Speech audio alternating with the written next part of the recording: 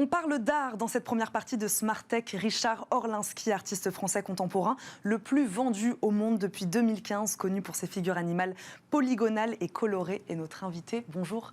Bonjour. Merci d'être avec nous sur le plateau de Smart Tech. On va parler d'art, mais de numérique et de technologie également avec vous. Vous avez récemment collaboré avec Binance, une des plus grandes plateformes de crypto-monnaie au monde, dans le lancement d'une collection exclusive de NFT. Un succès, puisque 10 000 exemplaires se sont écoulés en moins d'une minute. Richard Orlinski, expliquez-nous comment est née cette collaboration.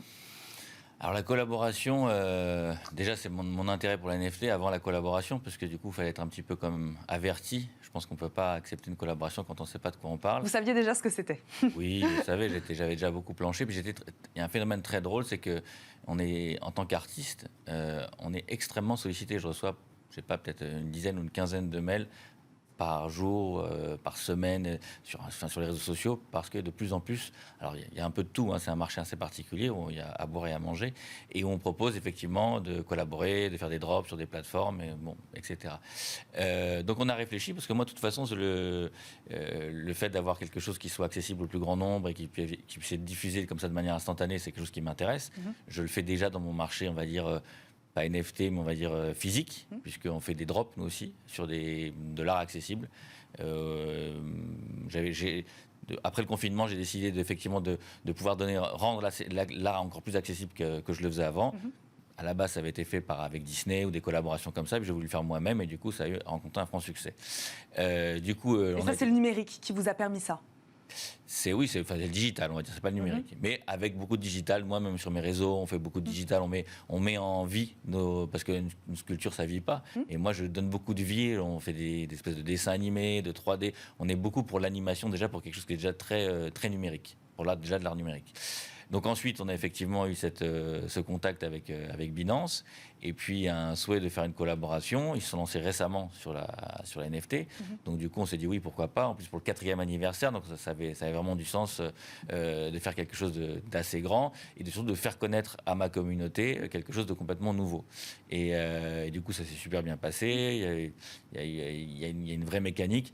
Et je le dis, c'est important parce qu'il y a beaucoup d'autres plateformes et d'autres acteurs aujourd'hui, il n'y a pas de régulation vraiment sur ce marché, donc il y a un peu tout et n'importe quoi. C'est un peu la foire fouille aujourd'hui, les NFT. Et l'avantage pour moi, en tout cas, ce qui m'a rassuré, ce qui a rassuré aussi, j'imagine, tous les acheteurs, c'est d'avoir quand même un nom, le mien, peu importe, ça vaut ce que ça vaut, mais aussi d'être associé avec une très grosse plateforme comme ça, donc il y a un côté rassurant.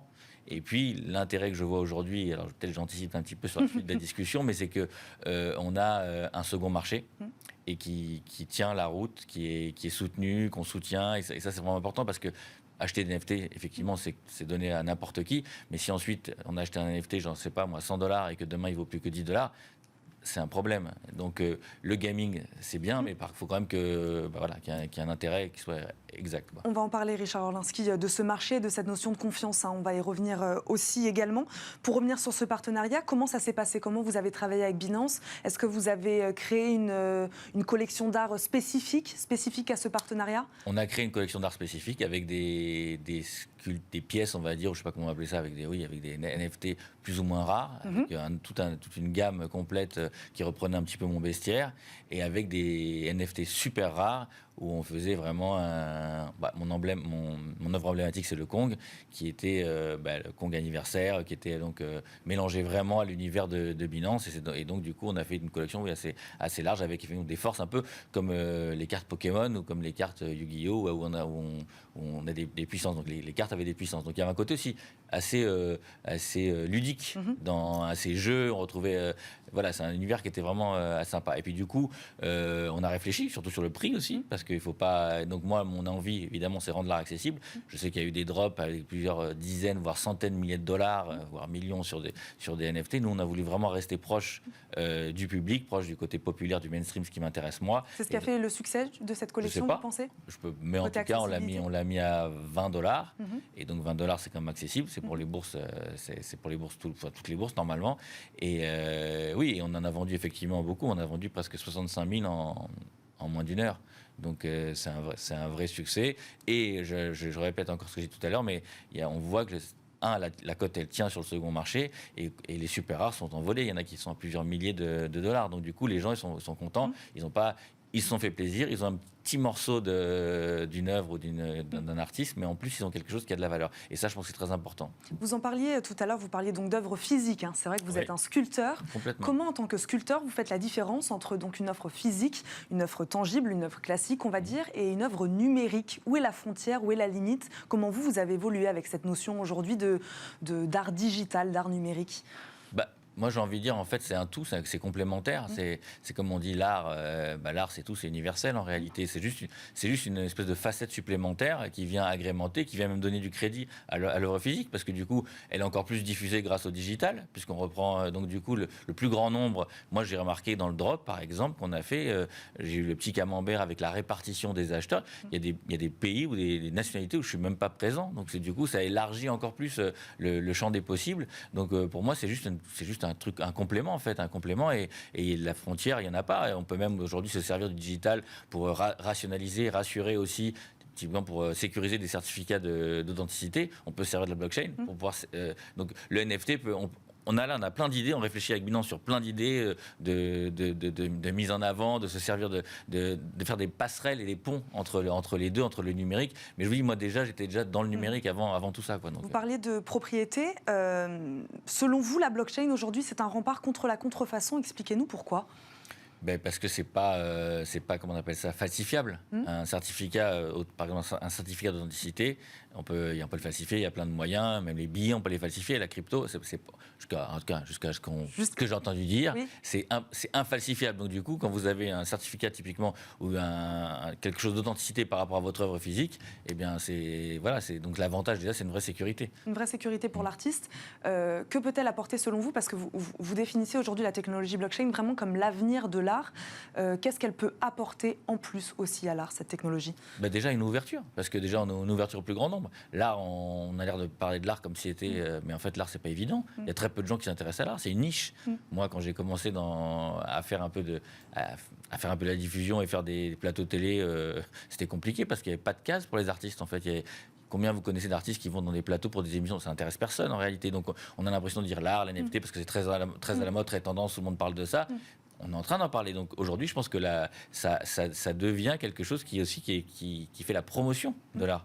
Parce que l'art, il ne faut pas oublier, ça reste un truc niche. Il y a combien d'émissions il y a sur l'art? Combien il n'y en a pas? Enfin, je veux dire, on a des variétés, on a de la musique.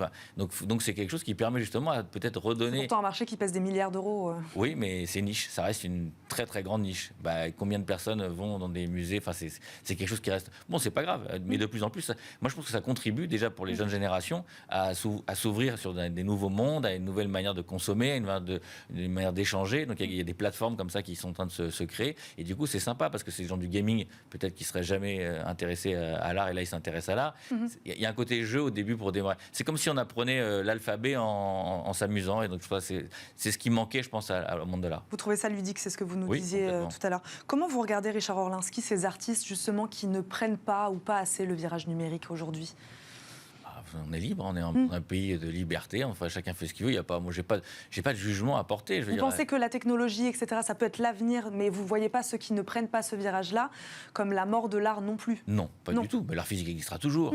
Ça, c'est une hérésie de penser le contraire. D'ailleurs, même moi, quand j'ai commencé les NFT, je voulais rassurer mes fans en offrant la possibilité d'avoir une équivalence en physique. Alors après, c'était compliqué vu qu'on les a mis vraiment très très bas. Mais si le drop avait été un peu plus cher, je pense que je l'aurais fait. Donc j'ai toujours cette volonté de rassurer, parce que c'est vrai que posséder, on en parlait tout à l'heure, d'avoir l'ancien temps, de posséder quelque chose, c'est quand même. Mais aujourd'hui, justement, il faut arriver à comprendre qu'on peut le faire. Après, les artistes qui ne prennent pas, c'est comme dans tout. Il y a des gens qui, aujourd'hui, même des grosses marques énormes qui ne prennent pas le nouveau web. Donc voilà, il n'y a pas de règle, et puis peut-être qu'ils s'y mettront un jour. On en a parlé, Richard Orlinski, donc succès de votre partenariat avec Binance. 100 000 exemplaires écoulés en 1 heure, je crois. Avez-vous d'autres projets digitaux, NFT à venir? Oui, j'ai beaucoup de projets. Beaucoup de projets avec des collabs aussi, avec des collaborations, avec des artistes des internationaux, les plus gros artistes de la planète, tant dans la musique que dans le sport. Et on essaye justement de pouvoir toucher leur communauté. Et donc il y a vraiment des crossovers, des ponts qui se font entre les mondes, le monde de l'art, on va dire, peinture, parce que pour moi le sport c'est aussi une forme d'art.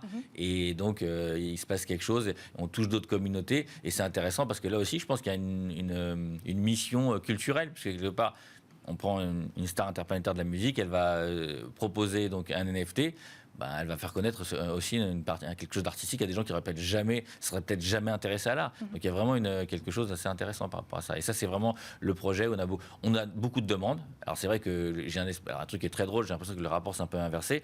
On va dire que je peux prendre la plus grosse star interplanétaire du football ou de la musique, et elle va venir me contacter aujourd'hui, ce qu'elle n'aurait jamais fait avant. Donc nous, il y a une espèce d'équilibre qui s'est fait grâce à NFT. Dans mon métier en tout cas, on est sollicité par des gens où jamais je pense qu'on aurait été sollicité, à part pour l'acquisition d'une sculpture, mais pour faire une collaboration, il y a quelque chose qui a vraiment poussé en tout cas ce marché de l'art, en tout cas pour moi. En tout cas, on vous a compris, il y a une notion donc d'ouverture sur le monde aujourd'hui avec ces technologies. Merci beaucoup Richard Orlinski d'être venu sur le plateau de Smartech. Merci avec plaisir. beaucoup. C'est l'heure de notre talk du jour, focus aujourd'hui sur la tech for good.